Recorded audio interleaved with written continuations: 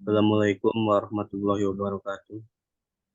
Kami dari kelompok 9 akan mempresentasikan hasil kerja UAS kami, yaitu tugas Enterprise Resource Planning, blueprint alur data pembuatan aplikasi kasir toko Kaisar berbasis web, yang disusun oleh Haji Pangestu, Putra Diansyah, Muhammad Duni Jailani, dan Muhammad Nur Anggia.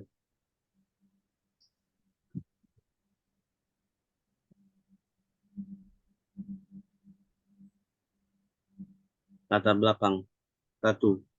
Blueprint ini membahas tentang pembuatan aplikasi kasir toko Kaisar berbasis web. 2. Aplikasi ini bertujuan untuk memudahkan sistem pencatatan barang secara sistematis dan tidak ada lagi manual. Yang 3. Banyak aplikasi-aplikasi yang sedang berkembang besar seperti Tokopedia, Shopee, dan lain-lain.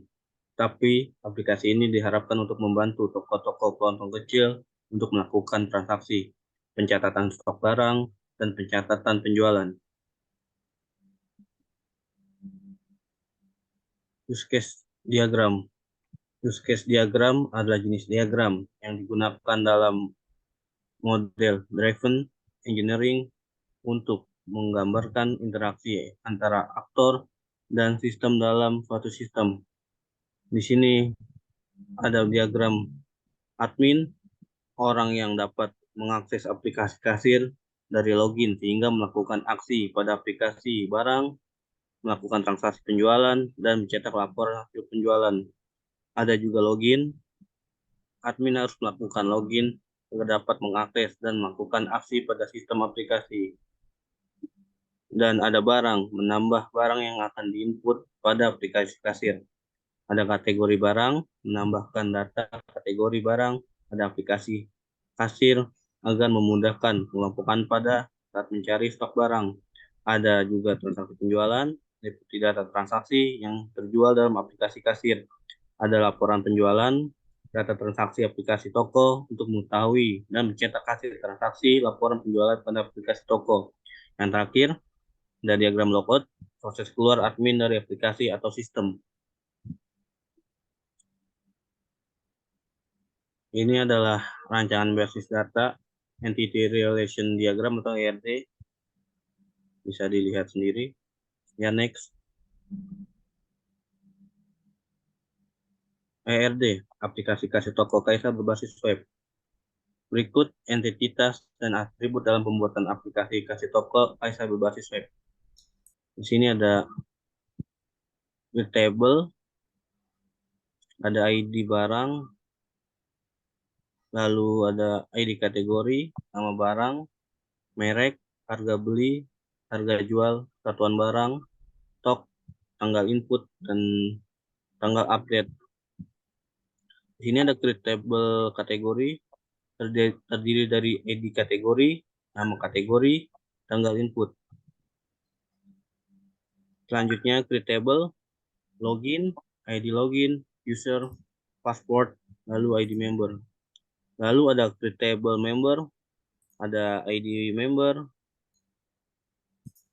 NM member, alamat member, telepon, email, gambar, nick. Create table selanjutnya itu ada nota, ada ID nota, ID barang, ID member, jumlah, total, tanggal input, periode. Selanjutnya ada create table penjualan, ID penjualan, ID barang, ID member, jumlah, total, lalu tanggal input. Yang terakhir ada create table toko, ID toko, nama toko, alamat toko, nomor telepon, nama pemilik.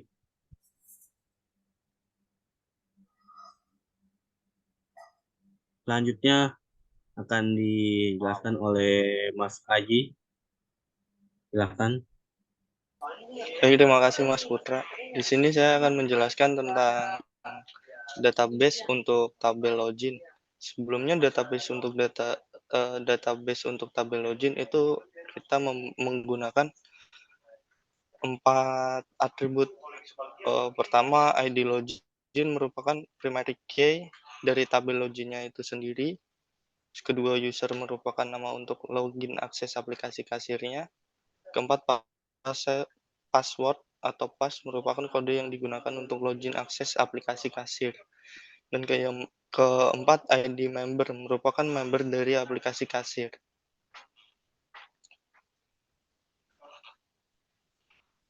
Selanjutnya untuk tabel member pada database, itu untuk tabelnya sendiri itu ada atribut-atributnya seperti penjelasan berikut. ID member. ID member kita menggunakan untuk primary key dari member itu sendiri. Terus NM member merupakan nama atau toko pada aplikasi kasir. Terus ketiga, alamat member merupakan data alamat toko pada aplikasi kasir. Keempat, telepon merupakan kontak person dari pemilik aplikasi toko.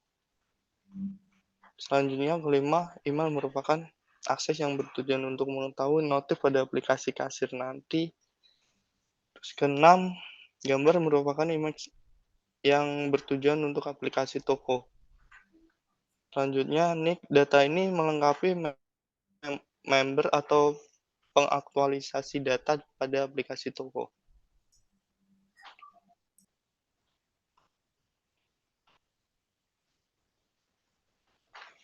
Selanjutnya untuk tabel barang pada database yang akan dibuat di aplikasi tokonya, penjelasannya berikut. Untuk ID merupakan primary key dalam tabel barang. Terus kedua, ID barang sendiri itu merupakan data penomoran record barang. Tiga, ID kategori merupakan kode unik pada record barang. Jadi untuk ID barang sama ID kategori kita berbeda. Untuk kategori itu kode uniknya nanti. Kalau ID barangnya itu sebuah penomoran pada record barangnya. Keempat, nama barang merupakan nama suatu barang yang terrecord pada database yang diinput. Terus merek data untuk pengelompokan unit barang pada aplikasinya. Terus selanjutnya harga beli merupakan harga kuantiti awal barang yang dibeli. Selanjutnya harga jual merupakan harga kuantiti setelah barang itu terjual. Satuan barang merupakan jumlah barang pada stok atau stok barang yang di aplikasi tokonya. Terus selanjutnya stok merupakan suatu pencatatan stok barang yang tersedia. Selanjutnya tanggal input merupakan record dari barang awal yang masuk. Jadi pembelian harga awal yang masuk, harga barang yang masuk di record pada tanggal input itu tadi. Selanjutnya untuk tanggal update, record setelah barang masuk dan diupdate atau diedit oleh admin.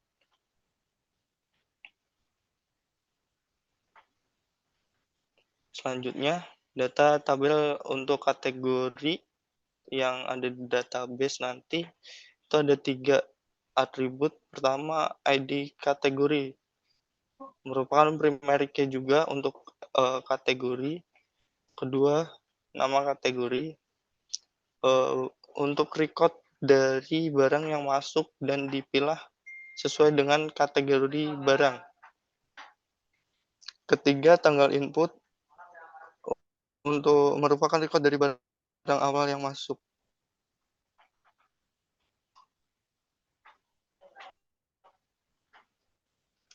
Selanjutnya untuk data tabel penjualan pada database-nya, ini ada untuk atributnya, penjelasannya.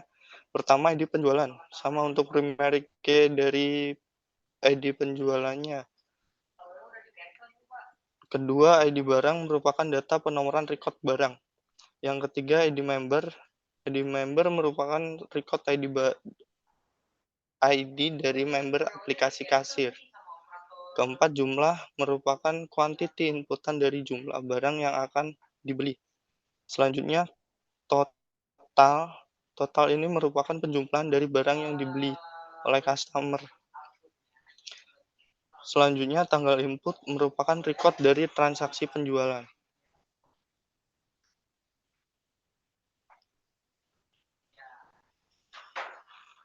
Selanjutnya untuk tabel nota database, penjelasannya untuk atribut-atributnya. Pertama, ID nota. Primary key untuk ID nota yang di database. Yang kedua, ID barang merupakan data penomoran record barang. Yang ketiga, ID member, record ID dari member aplikasi kasir. Jumlah merupakan kuantiti inputan dari jumlah barang yang akan dibeli, total penjumlahan dari barang yang dibeli, tanggal input, record dari transaksi penjualan. Selanjutnya, periode merupakan record dari lama transaksi dari data yang sudah terjual.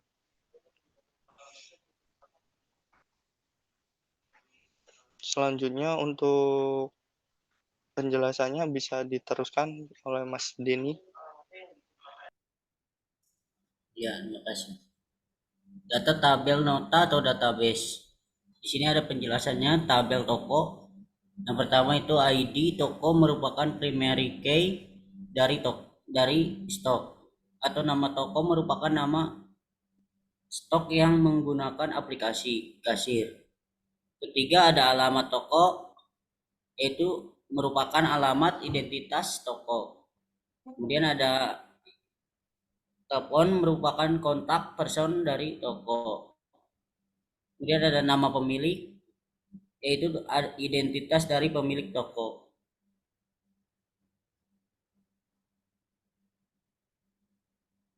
Kemudian di sini ada halaman sistem login. Tampilan ini merupakan halaman login awal untuk aplikasi toko kasir. Tampilan awal interaktif dan responsif sehingga dapat menyesuaikan dengan ukuran layar user.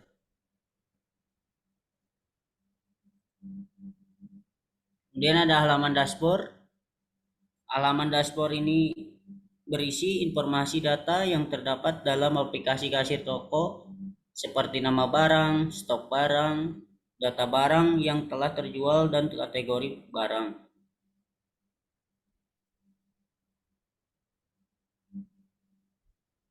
Kemudian di sini ada halaman data barang. Halaman data barang menampilkan record dari barang yang diinput. Pada halaman ini admin kasir bisa melakukan aksi yaitu insert barang, edit barang, hapus barang, dan halaman data barang pada aplikasi kasir ini memiliki tool untuk sortir data barang, merefresh data barang, dan mengetahui detail barang pada aplikasi kasir.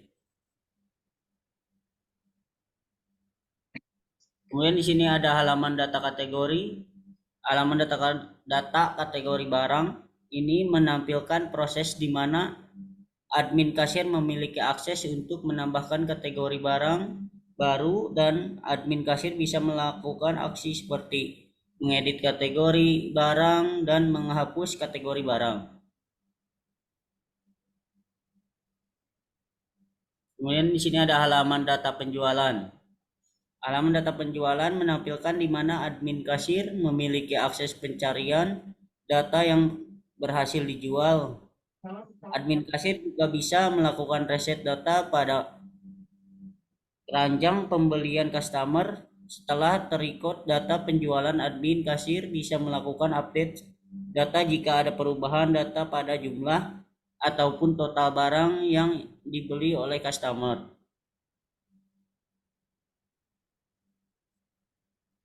Jadi di sini ada halaman data laporan penjualan. Halaman laporan penjualan menampilkan record data barang yang terjual dengan periode waktu dalam penjualan barang yang ada pada aplikasi kasir.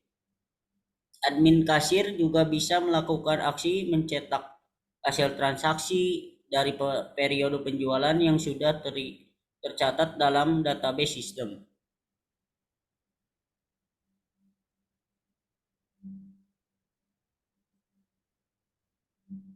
Kemudian selanjutnya akan dibacakan oleh Muhammad Nur Anggia. Untuk saran dan kesimpulannya dari penulis laporan aplikasi toko kasir berbasis web, maka dapat diambil sebuah kesimpulan sebagai berikut. Yang pertama, dengan membuat web aplikasi kasir ini diharapkan mampu untuk melakukan pencatatan barang, kategori barang, dan dapat melakukan catatan baru besar dengan sistem dari periode ke periode. Yang kedua, admin dapat melakukan transaksi barang tanpa harus mencetak stok barang tersedia dalam gudang.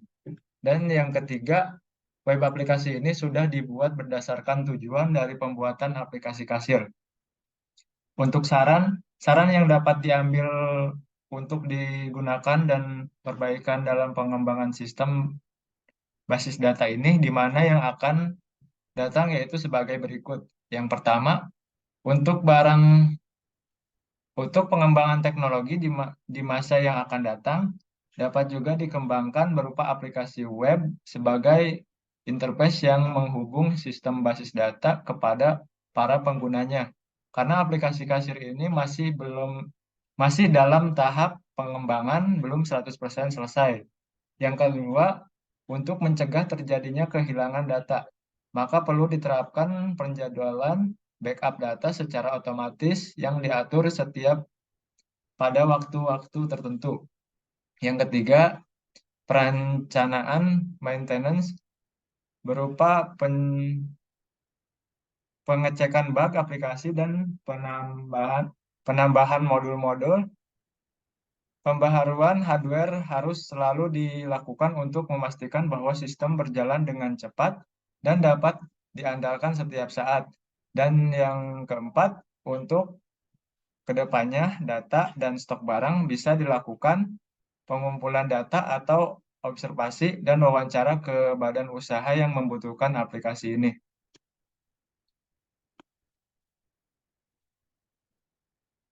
Sekian dari kelompok kami, kurang lebihnya mohon maaf. Billahi taufik wal hidayah. Wassalamualaikum warahmatullahi wabarakatuh.